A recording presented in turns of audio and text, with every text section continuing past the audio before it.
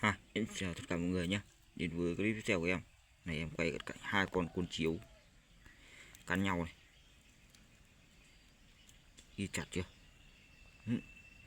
Hai con chiếu cắn nhau. Con kia nó ghim chặt nó ra có. Trận chiến hai con côn chiếu. Nó ghim chặt chưa này.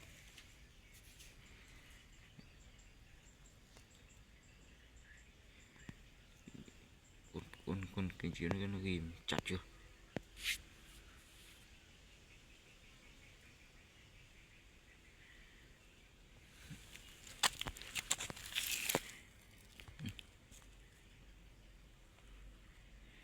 Trận chiến côn chiếu ghê chưa?